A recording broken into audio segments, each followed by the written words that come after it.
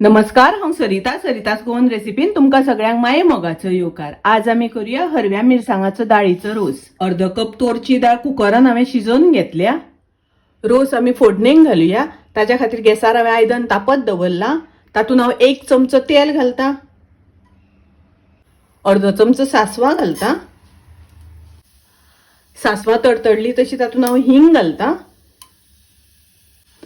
करबेलाची पानां घालता, 4 हरवे मिरसांगो उबे शिनून घेतल्या। फोडणी ढवळून घेऊया। तातूंत हांव शिजोवन घेतिल्ली दाळ घालता,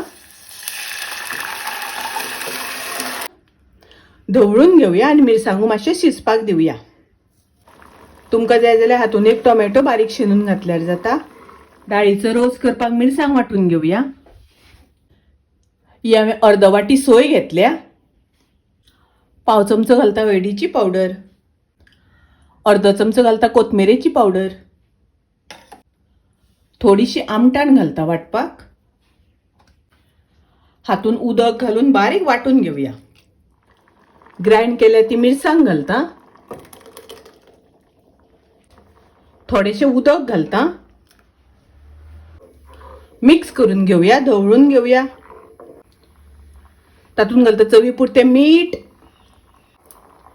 अर्धो चमचो साखर घालता, ढवळून घेऊया आणि हाका आता बरो खतखतो येवपाक दिवपाक जाय। ताजेर घालता ओली कोथमीर, घालून ढवळून घेऊया। दाळीचो हरव्या मिरसांगाचो रोस बरो खतखतपाक लागला। गॅस हांव बंद करता। हरव्या मिरसांगाचो दाळीचो रोस तयार आसा।